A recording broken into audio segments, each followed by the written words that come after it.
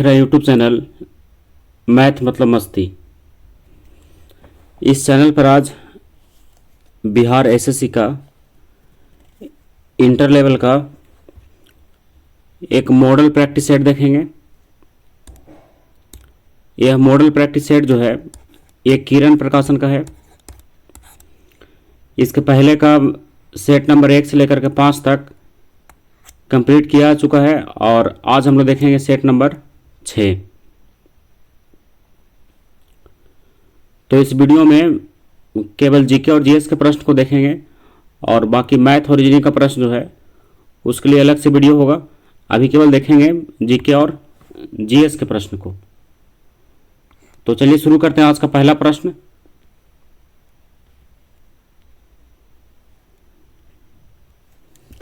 आज का पहला प्रश्न है जीके से, निम्नलिखित में से कौन सा गैर न्यायोचित अधिकार नहीं है।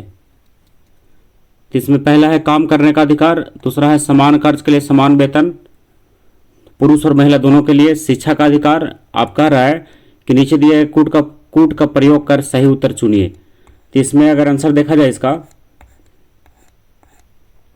तो इसका सही उत्तर है केवल 1 और 2। तो इसमें काम करने का अधिकार और समान कार्य के लिए समान वेतन, केवल यही दोनों क्या है, ये इसका अधिकार है, न्यायोचित अधिकार है। तो इसका आंसर कौन सा हो गया, केवल 1 एवं 2, यानी ऑप्शन नंबर 2 इसका सही है।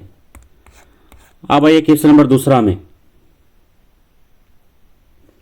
तो इसका दूसरा प्रश्न है, मांग का नियम किस पर आधारित है। ऑप्शन 1 में है निर्माता की प्राथमिकता, बी में है विक्रेता की प्राथमिकता, सी में है पूर्तिकार की प्राथमिकता और डी में है उपभोक्ता की प्राथमिकता। तो इसका सही उत्तर है उपभोक्ता की प्राथमिकता। तो ऑप्शन नंबर 4 इसका सही है, उपभोक्ता की प्राथमिकता।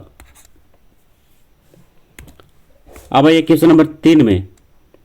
तो तीसरा प्रश्न है, निम्नलिखित में से कौन सी जीएनपी की गणना की विधि नहीं है, यानी जीएनपी की गणना के लिए कौन सा विधि इसमें से उपयोग नहीं किया जाता है। तो इसका सही उत्तर है आय उपागम। कौन सा सही उत्तर है इसका, आय उपागम। और इसका अतिरिक्त व्यय उपागम, बचत उपागम या फिर अतिरिक्त मूल्य उपागम ये विधि है, लेकिन आय उपागम जो है जीएनपी गणना के लिए एक विधि नहीं है।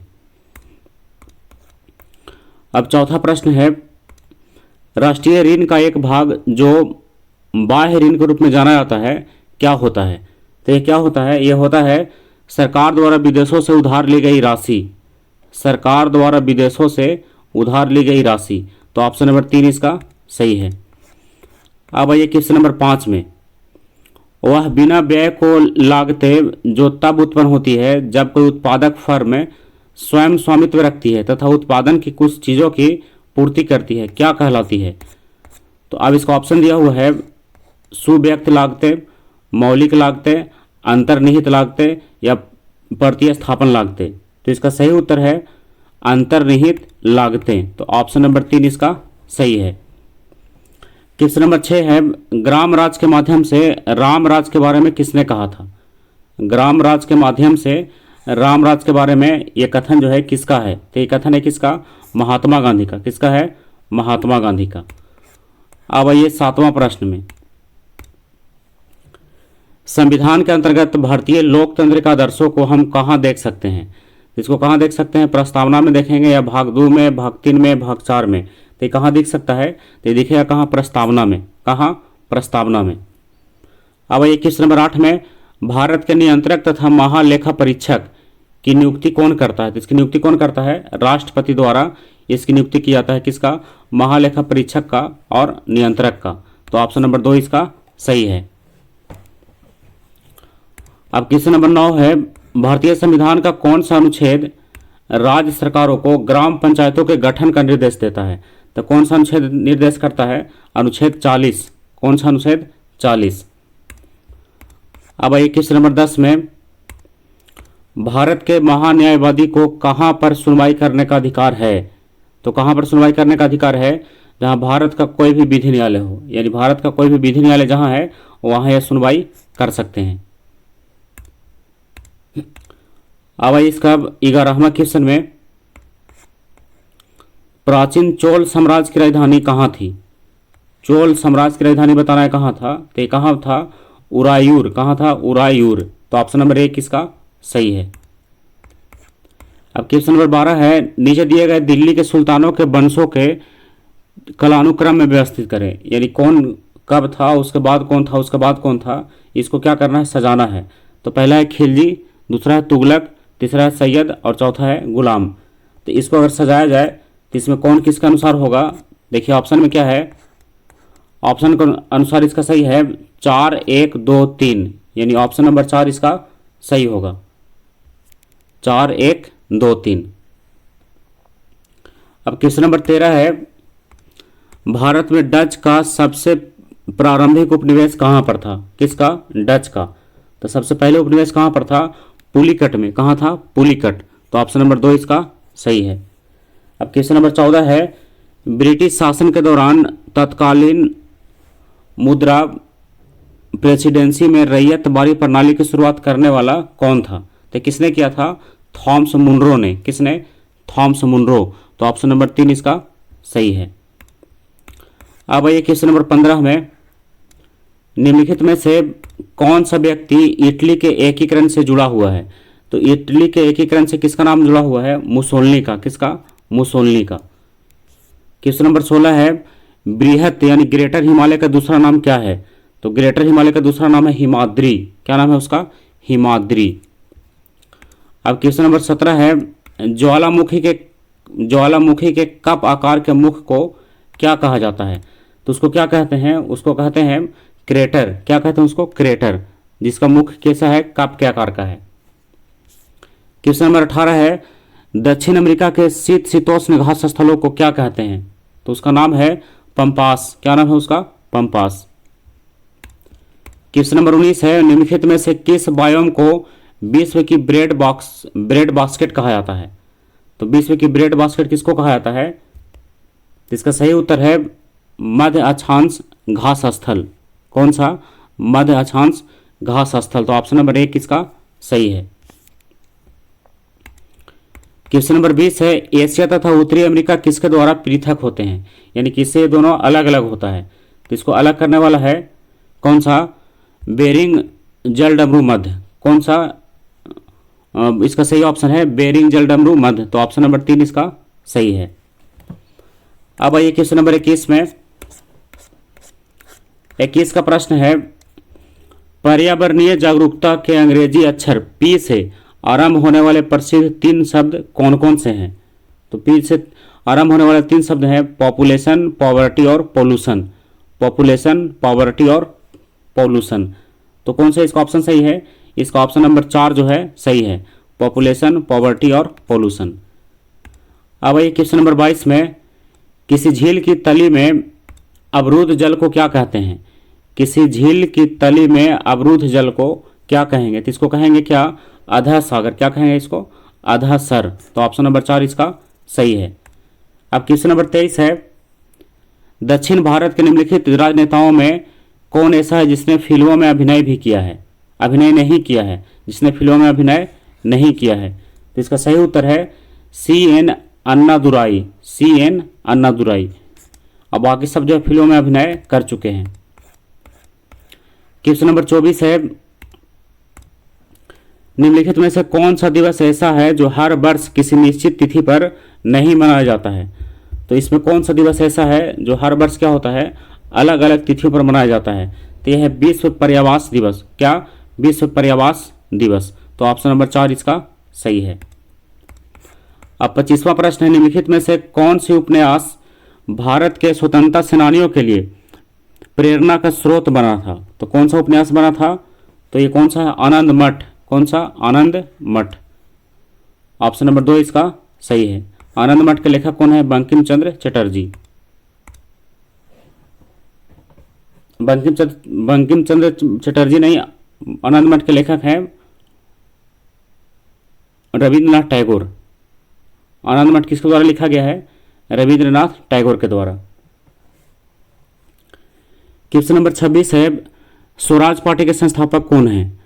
तो स्वराज पार्टी की स्थापना किसने किया था? देशबंधु CR दास ने। किसने? देशबंधु CR दास ने। तो ऑप्शन नंबर 4 इसका सही है। क्वेश्चन नंबर 27, निम्नलिखित में से कौन सा स्मारक विश्व धरोहर के स्मारकों में सबसे पहले बसा हुआ स्मारक है? तो उस स्मारक का नाम बताना है। तो सही उत्तर है जैसलमेर का किला। तो ऑप्शन नंबर 3 इसका सही है। अब आइए 28 में, भारत का सबसे बड़ा सिंचाई नहर कौन सा है? सबसे बड़ा सिंचाई नहर का नाम बताना है। ऑप्शन एक में है यमुना नहर, बी में है सरहिंद नहर, और सी में है सतलज नहर, और डी में है ऊपरी गंगा नहर। तो सही कौन सा है? तो इसमें सही है इसका ऊपरी गंगा नहर। कौन सा नहर? ऊपरी गंगा नहर। क्वेश्चन नंबर 29 है, खिलजी वंश का शासन कब से कब तक था? तो इसका शासन कब से कब तक था? 1290 से 1320 तक। 1290 से 1320 तक। तो ऑप्शन नंबर 2 इसका सही है। अब क्वेश्चन नंबर 30 है, बिहार के पटना संग्रहालय की सर्वाधिक चर्चित मूर्ति कौन सी है? तो सबसे चर्चित मूर्ति है दीदारगंज से प्राप्त यक्षिणी की मूर्ति। दीदारगंज से प्राप्त किसकी मूर्ति? यक्षिणी की मूर्ति। तो ऑप्शन नंबर 4 इसका सही है। अब आइए 31 में, बिहार सरकार ने राज्य के किस शहर में अलीगढ़ मुस्लिम यूनिवर्सिटी की शाखा खोलने के लिए जमीन आवंटित किया है? तो किस शहर में किया है बिहार सरकार ने? तो ये कौन सा शहर है? किशनगंज है। कहाँ किया गया है? किशनगंज में। तो ऑप्शन नंबर 1 इसका सही है। अब आइए क्वेश्चन नंबर 32 में, निम्न में से भारतीय नौसेना का सबसे बड़ा गाइडेड मिसाइल ध्वंसक कौन सा है? तो सबसे बड़ा गाइडेड मिसाइल ध्वंसक इसमें कौन सा है? तो यह है INS विशाखापट्टनम।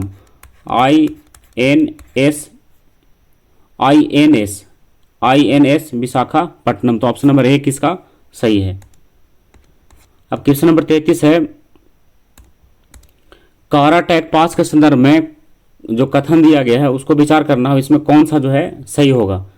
तो पहला कथन है इसका, यह अरुणाचल प्रदेश राज्य में स्थित है। दूसरा है, यह ग्रेट सिल्क रोड का एक ऑफशूट है और काराकोरम पर्वत पर स्थित है। और तीसरा है, यह अरुणाचल प्रदेश को तिब्बत से जोड़ता है।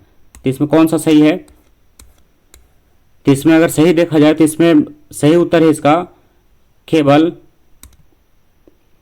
दूसरा इसका सही है। कौन सा सही है? केवल 2। अब क्वेश्चन नंबर 34 में आइए, पंचायती राज प्रणाली के अंतर्गत स्थानीय संस्था का कार्य कौन सा नहीं है? तो इसका स्थानीय संस्था का कार्य कौन सा नहीं है?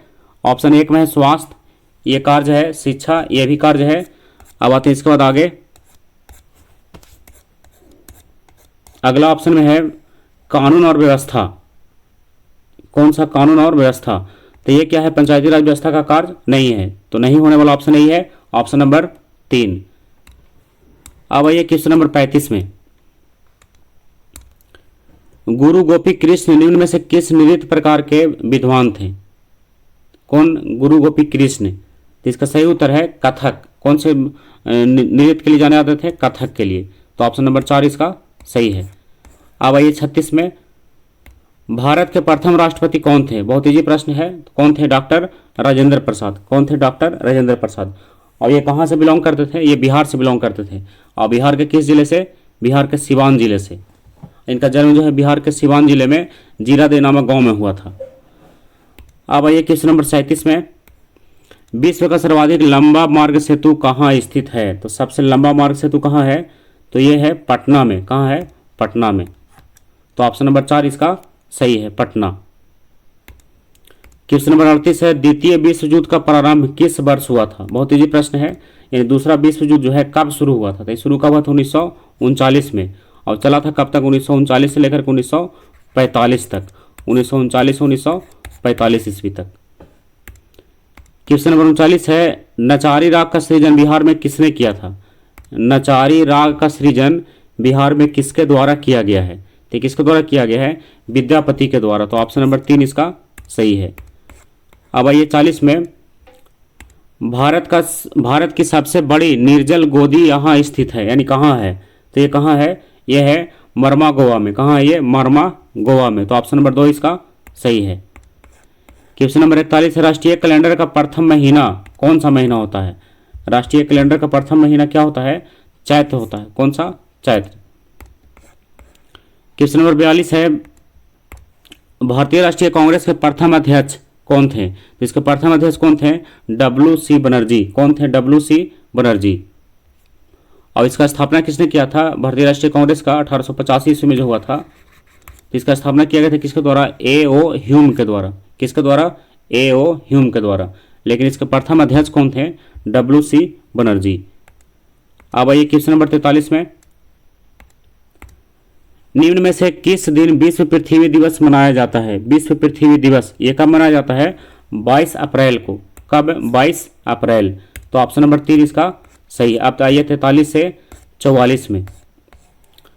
तो 44 का प्रश्न है, एक मरुधान में हमेशा होता है। तो एक मरुधान में हमेशा क्या होता है? ऑप्शन 1 में है यात्री, 2 में है जल, 3 में है रेत और 4 में है ऊंट। तो इसका सही उत्तर है जल। क्या सही है इसका? जल। तो ऑप्शन नंबर 2 इसका सही है। अब आइए क्वेश्चन नंबर 45 में, बिहार के किस नदी बांध के लिए पहली बार श्रमदान का प्रयोग हुआ था तथा भारत सेवक समाज का गठन किया गया था? तो किस नदी बांध के लिए किया गया था? तो इसका सही उत्तर है कोसी नदी बांध के लिए। किस बांध के लिए? कोसी नदी बांध के लिए। तो ऑप्शन नंबर 2 इसका सही है। अब आइए क्वेश्चन नंबर 46 में। तो 46 का प्रश्न है, निम्न में से किस निकाय ने प्रदूषण व्यवस्था और पर्यावरणीय स्वास्थ्य PMEH कार्यक्रम की शुरुआत किया है? तो इसकी शुरुआत किसने किया है? इसका शुरुआत किया गया किसके द्वारा? विश्व बैंक के द्वारा। किसके द्वारा? विश्व बैंक के द्वारा। तो ऑप्शन नंबर 2 इसका सही है, विश्व बैंक। क्वेश्चन नंबर 47 है, हर्ष समाज की राजधानी कहाँ थी? कौन समाज का? हर्ष समाज की राजधानी कहाँ थी? इसका राजधानी कहाँ था? इसका राजधानी था थानेसर में। कहाँ था? थानेसर में। अब 47 के बाद आइए 48 में, निम्न में से कौन सा स्टेडियम भारत का पहला सौर ऊर्जा से लेस खेल स्थान है? तो पहला कौन सा स्टेडियम है? तो उसका नाम है चिन्ना स्वामी स्टेडियम। कौन सा स्टेडियम? चिन्ना स्वामी स्टेडियम। ये है कहाँ? बेंगलुरु में है। कहाँ है? बेंगलुरु में, जो सौर ऊर्जा से लैस है। क्वेश्चन नंबर 49 है, विश्व में रेशमी वस्त्रों का उत्पादन मुख्यतः कहाँ होता है? विश्व में रेशमी वस्त्रों का उत्पादन मुख्यतः कहाँ पर किया जाता है? तो कहाँ किया जाता है? भागलपुर में। कहाँ? भागलपुर। क्वेश्चन नंबर 50 है, बांग्लादेश की संसद को क्या कहा जाता है? तो बांग्लादेश की संसद का नाम क्या है? तो उसका नाम है जातीय संसद। कौन संसद? जातीय संसद। अब आइए 50 के बाद 51 में। देखिए 51 से GS का प्रश्न शुरू है, जनरल साइंस का। किस दर्पण में प्रतिबिंब आभासी, सीधी तथा बिंदु के साइज की बनती है? तो किस दर्पण में ऐसा होता है? तो ऐसा होता है उत्तल दर्पण में। किसमें? उत्तल दर्पण में। तो ऑप्शन नंबर 2 इसका सही है। क्वेश्चन नंबर 52 है, गतिशील वैद्युत आवेश पैदा करता है। तो कौन पैदा करता है? चुंबकीय क्षेत्र। कौन पैदा करता है? चुंबकीय क्षेत्र। गतिशील विद्युत आवेश जो है चुंबकीय क्षेत्र द्वारा पैदा किया जाता है। क्वेश्चन नंबर 53 है, समानता विद्युत बल में भरा जाने वाला गैस। बहुत इंपॉर्टेंट क्वेश्चन है और बहुत इजी भी है। कौन सा गैस भरा जाता है विद्युत बल में समानता? तो भरा जाता है नाइट्रोजन। कौन सा गैस? नाइट्रोजन। ऐसे कहीं पर आर्गन भी इसका आंसर देखे होंगे, लेकिन नाइट्रोजन भी सही है। क्वेश्चन नंबर 54 में आइए। क्वेश्चन नंबर 54 का है कि प्रकाश किरण पुंज जो अत्यंत दिशिक हो क्या कहलाता है? तो इसको क्या कहेंगे? इसको कहेंगे लेजर। क्या कहेंगे इसको? लेजर। ऑप्शन नंबर 55 है, क्वेश्चन नंबर 55 में, रात के समय आवासीय क्षेत्रों में शोर का अनुमानता स्तर कितना होना चाहिए? तो इसका स्तर कितना होना चाहिए? 45 डेसिबल। कितना? 45 डेसिबल। तो ऑप्शन नंबर 1 इसका सही है। 56 है, प्रिज्म से गुजारने पर प्रकाश का कौन सा रंग सबसे अधिक विचलन दर्शाता है? तो सबसे अधिक विचलन कौन दर्शाता है? बैगनी। कौन दर्शाएगा? बैगनी। और सबसे कम कौन दर्शाएगा? लाल। सबसे कम में हो गया लाल और सबसे अधिक में हो गया बैगनी। क्वेश्चन नंबर 57 में आइए, ट्रांसफार्मर के क्रोड के लिए सर्वोत्तम द्रव्य, ट्रांसफार्मर के क्रोड के लिए सबसे अच्छा द्रव्य कौन सा है? तो इसका सही उत्तर है नर्म लोहा। कौन सा है? नर्म लोहा। क्वेश्चन नंबर 58 है, आंख की रेटिना कार्य करती है किसके जैसा कार्य करती है? तो कार्य करती है कैमरे में फिल्म की तरह, यानी जिस प्रकार से कैमरा में फिल्म कार्य करता है उसी प्रकार से आँख में रेटिना कार्य करता है। तो ऑप्शन नंबर 3 इसका सही है। अब आइए 59 में, निम्नलिखित में से किस पद्धति से ऑक्सीजन नहीं तैयार की जाती है? तो ऑक्सीजन नहीं तैयार किया जाता किस पद्धति से? तो ऑप्शन इसका सही है मैग्नीज डाइऑक्साइड का वियोजन करके। तो मैग्नीज डाइऑक्साइड का वियोजन करके ऑक्सीजन तैयार नहीं किया जा सकता है। बाकी जल का विद्युत अपघटन करके तैयार किया जा सकता है। द्रव वायु का प्रभावी आसवन से भी तैयार हो सकता है। पोटेशियम परमैंगनेट का वियोजन से भी तैयार हो सकता है, लेकिन मैग्नीज और डाइऑक्साइड का वियोजन करके तैयार नहीं किया जा सकता है। तो नहीं वाला ऑप्शन इसका 4 वाला सही है। अब आइए 60 में, निम्नलिखित में से कौन सा मानव नेत्र में पुतली के आकार को नियंत्रित करता है? यानी पुतली के आकार को नियंत्रित करने वाला कौन सा है? तो कौन सा है? परितारिका। कौन सा है? परितारिका। तो ऑप्शन नंबर 2 इसका सही है। अब 61 प्रश्न है, एक अवतल दर्पण में यदि बिंब को वक्रता केंद्र पर रखते हैं तो बनने वाला प्रतिबिंब जो है कैसा होगा? तो बनने वाला प्रतिबिंब कैसा होगा? आभासी। आभासी नहीं होगा, सीधा सीधा भी नहीं होगा। और अगला ऑप्शन में बढ़ते हैं, अगला है ऑप्शन इसका तीसरा में छोटा, तो छोटा भी नहीं होगा। और लास्ट वाला है वक्रता केंद्र पर स्थित, यही सही है, वक्रता केंद्र पर स्थित। तो ऑप्शन नंबर 4 इसका सही है। अब क्वेश्चन नंबर 62 है, सोडियम थायोसल्फेट का उपयोग फोटोग्राफी में किस लिए किया जाता है? तो सोडियम थायोसल्फेट का उपयोग किया जाता है वर्ण बनाने के लिए, यानी रंग बनाने की क्षमता के लिए। तो ऑप्शन नंबर 2 इसका सही है। अब आइए 63 में, ग्लूकोज के अणु खाली जगह में टूटते हैं तो किस में टूटते हैं ग्लूकोज के अणु? तो पाइरूबिक एसिड में। किस में? पाइरूबिक एसिड। तो ऑप्शन नंबर 1 इसका सही है, पाइरूबिक एसिड। क्वेश्चन नंबर 64 है, किस प्रकार के पौधे में जो तना है वो कमजोर होता है तथा ये आसपास के ढांचे की सहायता से ऊपर चढ़ते हैं? तो ऐसा किस प्रकार के तना में होता है? ऐसा किस में होता है? आरोही में। किस में? आरोही। तो ऑप्शन नंबर 2 इसका सही है। अब आइए 65 में, किस प्रकार के पौधे बहुत ऊंचे होते हैं तथा इनके तने सुदृढ़ एवं गहरे भूरे होते हैं? तो ऐसा किस में होता है? ऐसा होता है वृक्ष में। किस में? वृक्ष में। तो ऑप्शन नंबर 1 इसका सही है। क्वेश्चन नंबर 66 है, निम्नलिखित में से किसे एक गतिशील सजीव इकाई कहा जा सकता है? तो किसे कहा सकता है? वन को। किसे कहा जाता है? वन को गतिशील सजीव इकाई कहा जा सकता है। 67 है, साग सब्जी और फल हमारे आहार का हिस्सा होना चाहिए क्योंकि ये किसे बढ़ाते हैं, मतलब किसे बढ़ाने में ये सहायक है? तो ये किसको बढ़ाने में सहायक है? क्रमाकुंचन। किसमें? क्रमाकुंचन में। तो ऑप्शन नंबर 1 इसका सही है। 68 है, दूध में कौन सा प्रोटीन शर्करा युग्म में होता है? तो कौन सा प्रोटीन शर्करा युग्म में होता है? जिसका सही उत्तर है कैसिन और लैक्टोज। कैसिन और लैक्टोज। तो ऑप्शन नंबर 2 इसका सही है। क्वेश्चन नंबर 69 में आइए, मलेरिया मादा एनफिलीज से फैलता है, इसकी खोज किसने किया था? तो ये पता किसने लगाया था कि मलेरिया जो है मादा एनफिलीज के काटने से फैलता है? तो इसका पता लगाया था किसने? रोनाल्ड रॉस ने। किसने? रोनाल्ड रॉस ने। तो ऑप्शन नंबर 4 इसका सही है। क्वेश्चन नंबर 70 है, बीसीजी टीका कितनी वर्ष की उम्र में, कितने उम्र में लगाया जाता है? किसका टीका? बीसीजी का टीका। तो अब इसका ऑप्शन में 2 से 3 वर्ष के भीतर, 10 वर्ष में, नवजात में या फिर 15 दिनों के भीतर। तो जो बीसीजी का टीका है ये कब लगाया जाता है? बीसीजी का ये टीका कब लगता है? ये लगता है 15 दिनों के अंदर। तो ऑप्शन नंबर 4 इसका सही है। क्वेश्चन नंबर 71 है, प्लेग किससे फैलता है? प्लेग जीवाणु से या विषाणु से या प्रोटोजोआ से या फिर सभी से? तो ये फैलता है किससे? जीवाणु से। तो ऑप्शन नंबर 1 इसका सही है। अब 72 में आइए, निम्नलिखित में से कौन से ग्रह के चारों ओर घूमने वाले उपग्रह नहीं हैं? यानी किसके चारों ओर एक भी उपग्रह नहीं घूमते हैं? तो किसके चारों ओर? बुध तथा शुक्र चारों ओर। किसके चारों ओर? बुध तथा शुक्र। अब 73 में आइए, निम्नलिखित में से किसके भीतर बृहस्पति का गैलीलियन उपग्रह नहीं है? तो किसके भीतर नहीं है? तो इसका सही उत्तर है डीमोस के भीतर। किसके भीतर? डीमोस के भीतर। तो ऑप्शन नंबर 4 इसका सही है। अब 74 है, भारतीय परमाणु विज्ञान का जनक किसे कहा जाता है? भारतीय परमाणु विज्ञान का जनक किसे कहा जाता है? डॉक्टर जहांगीर होमी भाभा को। तो ऑप्शन नंबर 1 किसका सही है। क्वेश्चन नंबर 75 है, GUI किसका संक्षिप्त रूप है? यानी GUI का पूरा नाम बताना है। तो इसका सही उत्तर है graphical user interface. Graphical user interface. तो ऑप्शन नंबर 1 इसका सही है। अब आइए, अब तो इसमें 75 के बाद मैथ और रीजनिंग का प्रश्न है। तो आज के इस सेट में, यानी सेट नंबर कौन सा था, सेट नंबर ये छठा था, ये सेट नंबर 6। तो इसमें जितना भी प्रश्न था जीके और जीएस का, सारा प्रश्न हम लोग देख चुके हैं। और इसके बाद जो भी इसमें मैथ और रीजनिंग का प्रश्न बच रहा है उसको हम लोग देखेंगे, उसके लिए अलग वीडियो होगा। तो अभी आप इसमें क्या कीजिए कि आप इसको रिवीजन करके और इस पर आधारित जितना प्रश्न बन सकता है उस सारे प्रश्नों को आप एक जगह करके और उसको तैयार कीजिए और उसको रिवीजन करते रहिए लगातार और उसको याद कीजिए। तो अगला वीडियो फिर आएगा इसी का, और इसमें एक और वीडियो हम लाएंगे जो इसके पहले वाला वीडियो बनाया गया है रुक्मणी प्रकाशन का, जिसमें किशन बैंक को लिया गया था।